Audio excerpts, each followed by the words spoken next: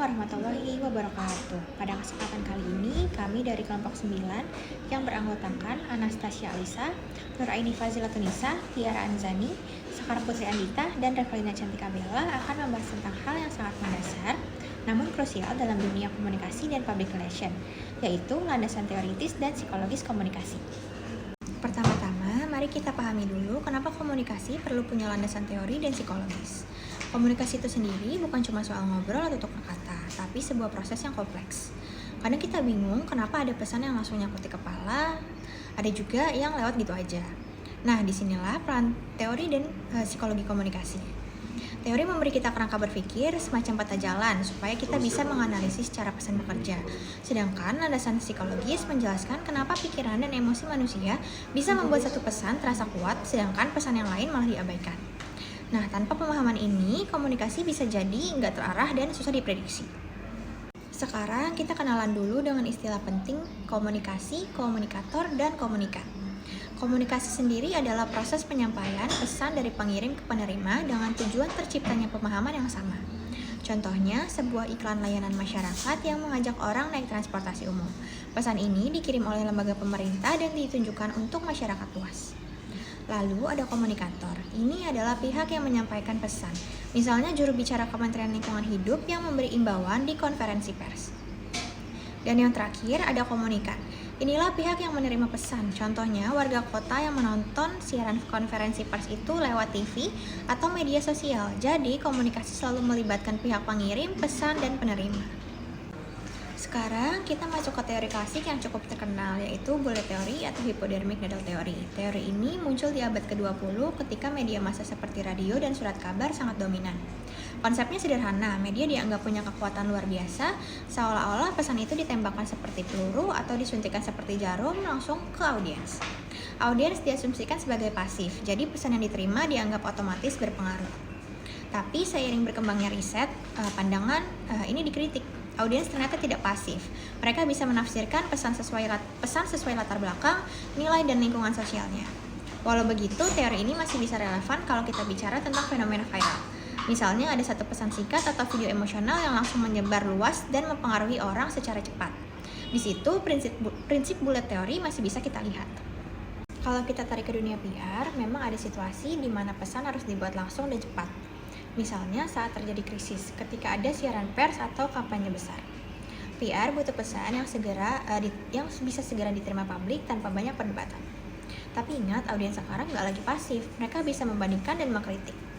Jadi, PR harus lebih cerdas. Kita perlu memahami psikologi audiens, apa yang mereka takutkan, apa yang menjadi motivasi mereka, dan bagaimana identitas kelompok mereka mempengaruhi penerimaan pesan. Ditambah lagi, kita juga harus pilih saluran komunikasi yang tepat. Di media sosial, misalnya pesan singkat dengan visual kuat lebih efektif dibanding penjelasan yang panjang. Dengan strategi ini, pesan kita bisa langsung masuk, tapi tetap relevan dan dipercaya. Use and gratification adalah teori yang pertama kali diperkenalkan oleh Herzog pada tahun 1944, lalu dikembangkan kembali oleh Katz, Blumler, dan Goodrich pada tahun 1974. Nah, teori ini menekankan bahwa audiens itu bersifat aktif dalam memilih media yang mereka gunakan. Jadi, setiap audiens mempunyai motivasi yang berbeda. Ada yang mencari informasi, ada yang menggunakan media untuk hiburan, dan ada juga yang memanfaatkannya untuk interaksi sosial. Contohnya, seseorang bisa membaca berita online untuk menambah wawasan, lalu menonton YouTube atau TikTok untuk hiburan, sekaligus menggunakan Instagram atau WhatsApp untuk menjaga hubungan sosial. Jadi intinya, media itu dipilih sesuai kebutuhannya audiens itu masing-masing. Berbeda dengan teori yang sebelumnya, teori agenda setting dikemukakan oleh M. Cobbs and Shaw pada tahun 1972. Nah, teori ini menjelaskan bahwa media memiliki kekuatan untuk membentuk isu yang dianggap penting oleh publik. Jadi, media tidak bisa menentukan apa yang harus dipikirkan masyarakat, tetapi media dapat mempengaruhi topik apa yang dipikirkan. Nah, misalnya ketika media terus mengangkat isu vaksin COVID-19 atau perubahan iklim atau bahan pokok sekalipun, nah publik itu akan terus menganggap hal tersebut penting. Jadi, ia akan terus-menerus membicarakannya dalam kehidupan sehari-hari. Dalam agenda setting, stakeholder dan publiklah yang menjadi sasaran penting dari agenda yang dibentuk oleh media maupun organisasi. Media ini berperan menonjolkan isu tertentu sehingga stakeholder dan publik melihat isu itu menjadi penting. Sebaliknya, apa yang dianggap penting oleh stakeholder dan publik juga bisa mempengaruhi isu apa yang akhirnya diangkat oleh media. Jadi, akhirnya ada hubungan timbal balik antara media, stakeholder, dan publik dalam menentukan sebuah agenda. Dalam praktik public relation atau komunikasi korporat, kedua teori ini bisa digunakan secara bersamaan.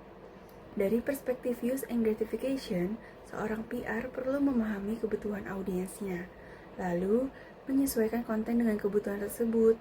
Jika audiens mencari hiburan, seorang PR perlu membuat konten visual yang kreatif dan interaktif. Jika audiens membutuhkan konten yang berisi informasi, maka seorang PR harus menyediakan artikel, press release, atau infografis yang singkat dan mudah dipahami. Sedangkan dari sisi agenda setting, seorang PR bisa menggunakan media untuk menekankan isu tertentu yang sesuai dengan tujuan organisasi atau perusahaan. Misalnya nih, ada perusahaan yang ingin menonjolkan citra peduli lingkungan, maka strategi komunikasinya itu harus fokus pada kampanye ramah lingkungan, program CSR, atau publikasi tentang gaya hidup hijau. Jadi dengan begitu, publik akan melihat isu tersebut sebagai hal yang penting, sekaligus mengaitkannya dengan citra positif dari organisasi atau perusahaan tersebut.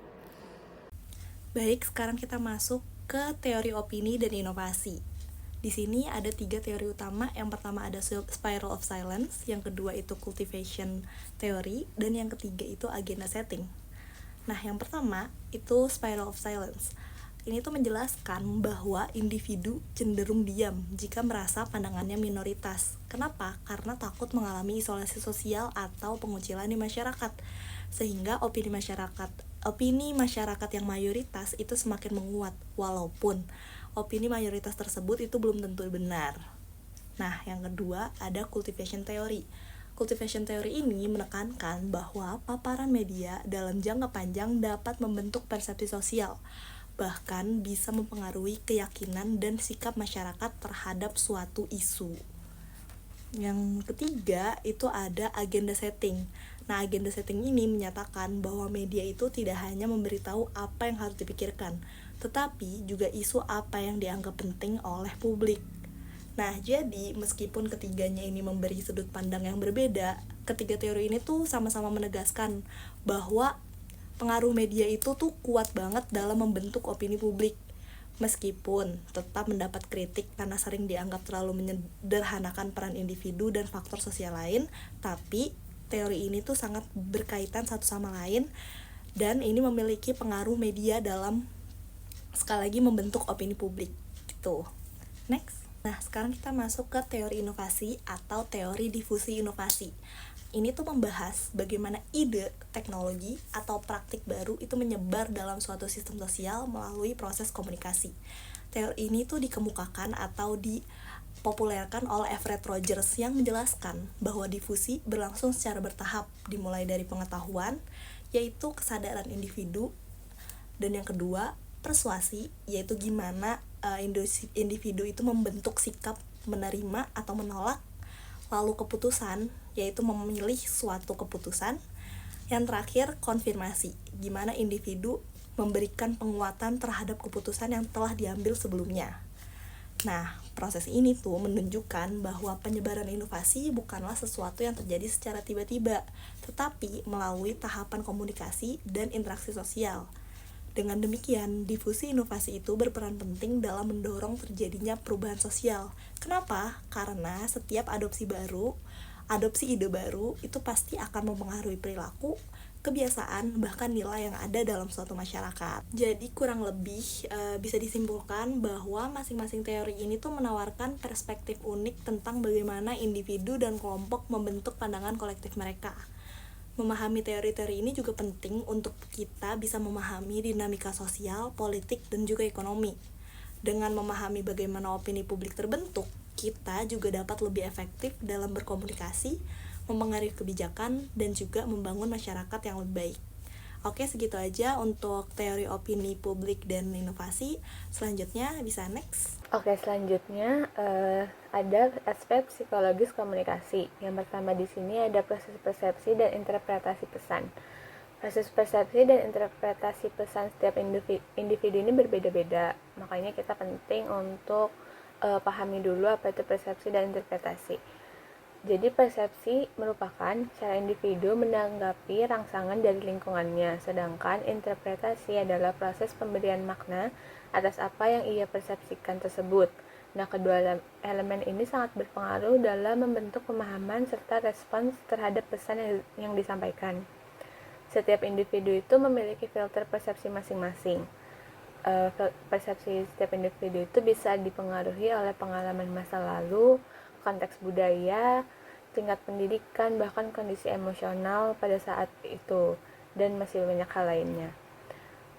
Misalnya, seseorang yang pernah mengalami pengalaman buruk dalam komunikasi bisa saja lebih sensitif terhadap kata-kata tertentu. Faktor-faktor ini membuat persepsi sangat subjektif dan berbeda antara satu orang dengan yang lain. Sementara itu, interpretasi merupakan langkah berikutnya di mana individu memberikan makna atau tafsiran terhadap informasi yang telah diterima. Interpretasi ini sangat dipengaruhi oleh persepsi yang sudah terbentuk sebelumnya. Dengan kata lain, makna yang diberikan seseorang atas pesan yang sama bisa sangat berbeda tergantung pada filter persepsi masing-masing. Contohnya, orang Jawa yang berkomunikasi dengan orang Sumatera bisa tersinggung mendengar mereka berbicara dengan nada yang tinggi dan lantang. Padahal sebenarnya tidak ada emosi negatif di dalam kalimat yang disampaikan. Lalu selanjutnya, ada motivasi dan persuasi. Motivasi sendiri diartikan sebagai kekuatan dorongan, kebutuhan semangat, tekanan, atau mekanisme psikologis yang mendorong seseorang atau sekelompok orang untuk mencapai apa yang dikehendakinya. Untuk itu, untuk memotivasi seseorang dibutuhkan komunikasi yang persuasif agar seseorang atau kelompok tersebut termotivasi untuk melakukan yang kita kehendaki. Dan komunikasi persuasif itu diartikan sebagai proses untuk mempengaruhi pendapat, sikap, dan tindakan orang dengan menggunakan manipulasi psikologis sehingga orang tersebut bertindak seperti atas kehendaknya sendiri. Selain itu, komunikasi persuasif juga diartikan sebagai komunikasi yang dilakukan sebagai ajakan atau bujukan agar orang mau bertindak sesuai dengan keinginan komunikator. Contohnya, orang yang memotivasi anaknya menggunakan kalimat yang persuasif supaya si anak mau belajar dengan giat untuk mendapatkan nilai sekolah yang bagus.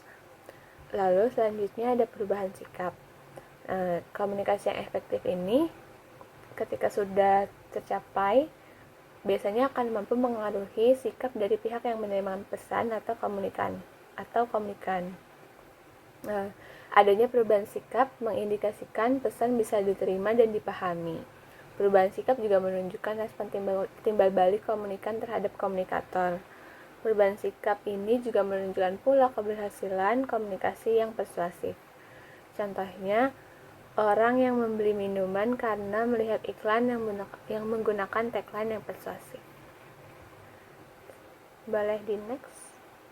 Selanjutnya, faktor psikologis komunikasi. Dalam proses komunikasi, faktor psikologis itu memiliki peran yang sangat penting karena pada dasarnya setiap orang itu bisa menafsirkan pesan melalui pengalaman, emosi, dan cara pandang atau perspektif yang berbeda-beda. Yang pertama ada emosi. Emosi mempengaruhi cara pesan diterima. Jadi emosi itu bisa membuat pesan yang sama persis dipahami secara berbeda oleh masing-masing orang.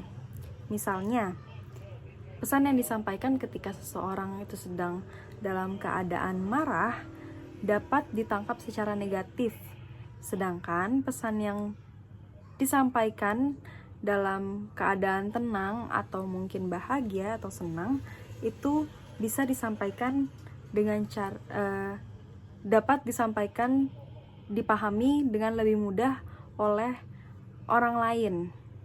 Jadi itu sebabnya kenapa dalam komunikasi publik maupun misalnya public relation campaign, timing dan emotional itu sangat berpengaruh. Selain emosi ada kepribadian. Nah, Selain emosi, ada kepribadian. Kepribadian itu juga mempengaruhi cara seseorang merespon pesan. Misalnya, individu yang ekstrovert itu cenderung akan lebih aktif untuk berkomentar, berbagi, atau menanggapi pesan-pesan yang ada di sosial media. Daripada individu yang introvert atau tertutup itu cenderung lebih memilih untuk mengamati, merenung, atau hanya menyerap pesan-pesan yang mereka lihat di sosial media tanpa menunjukkan reaksi langsung. Jadi perbedaan ini itu bisa membuat seorang public relation perlu menyesuaikan gaya penyampaian pesannya supaya bisa lebih menjangkau kedua tipe kepribadian dari audiens. Lalu yang ketiga ada kebutuhan sosial. Kebutuhan sosial itu bisa jadi rasa ingin diterima, dihargai, dan diakui. Nah, setiap orang itu pada dasarnya ingin diakui, dihargai, dan merasa menjadi bagian dari suatu kelompok. Nah, menurut teori kebutuhan dari Maslow, kebutuhan sosial itu berada pada tingkat yang cukup mendasar, sehingga pesan komunikasi yang menekankan kebersamaan atau rasa memiliki itu biasanya akan lebih mudah diterima oleh audiens. Misalnya untuk campaign seperti kayak kita bisa atau kita peduli, itu biasanya lebih cepat untuk membangun ikatan emosional karena sesuai dengan kebutuhan sosial manusia. Lalu yang keempat ada persepsi risiko, yaitu tingkat kekhawatiran yang dapat mempengaruhi penerimaan pesan. Jadi persepsi risiko itu sangat relevan dalam komunikasi yang berkaitan dengan isu kesehatan atau isu lingkungan atau juga isu keselamatan. Jadi misalnya dalam kampanye kesehatan itu orang-orang yang merasa dirinya berada dalam risiko tinggi seperti kelompok yang rentan terhadap suatu penyakit itu biasanya akan lebih mudah untuk diyakinkan oleh si pesan ini untuk melakukan tindakan pencegahan dibanding mereka yang merasa kondisi kesehatannya aman. Jadi persepsi resiko ini itu membentuk urgency, seberapa besarnya urgency yang dirasakan audiens terhadap sebuah pesan yang disampaikan. Nah, semua faktor psikologis yang disampaikan itu saling terkait dan langsung mempengaruhi bagaimana public relations bekerja. Kita masuk ke dampak faktor psikologis pada keberhasilan public relations. Yang pertama itu PR lebih efektif jika pesan disesuaikan dengan kondisi psikologis audiens. Lalu yang kedua, emosi dapat digunakan sebagai pemicu persuasi. Dan ketiga, kepercayaan dan kredibilitas dapat mempengaruhi reputasi.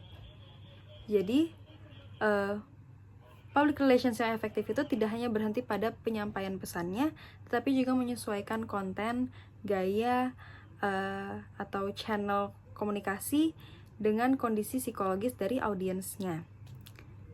Lalu, dengan cara tersebut, pesan itu akhirnya tersampaikan tidak hanya sekedar untuk didengar, tetapi juga bisa untuk dirasakan sehingga mampu menciptakan keterkaitan atau lebih persuasif dan bisa membangun kepercayaan dari audiens.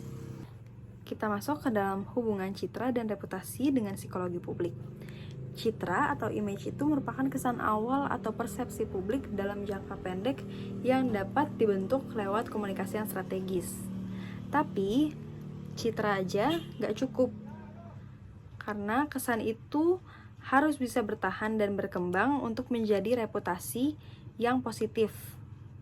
Nah, reputasi yang positif itu dibutuhkan konsistensi dari perilaku, bukti nyata, dan pengalaman publik yang sesuai dengan pesan yang dikomunikasikan. Jadi, kata lainnya, reputasi itu adalah hasil jangka panjang dari citra yang dipelihara dengan baik. Psikologi publik Itu dapat membantu untuk menentukan apakah citra bisa bertahan menjadi reputasi yang positif atau bahkan sebaliknya menjadi reputasi yang negatif. Sebagai penutup, kita bisa melihat kalau teori-teori komunikasi yang telah dipelajari ini semuanya itu saling terhubung dan terikat dengan aspek psikologis audiens. Nah, public relations yang di era modern ini bukan hanya tentang bagaimana menyampaikan pesan, tetapi juga berfokus pada bagaimana pesan itu bisa menyentuh pikiran dan perasaan publik dan kebutuhan psikologis publik. Jadi, inilah kunci untuk membangun hubungan yang kuat, berkelanjutan, dan pada akhirnya itu bisa menjaga reputasi organisasi di tengah persoalan komunikasi yang modern, sehingga bisa membangun hubungan yang kuat dan berkelanjutan. Sekian presentasi yang dapat kami sampaikan dari kelompok 9. Kalau ada salah kata mohon maaf. Terima kasih.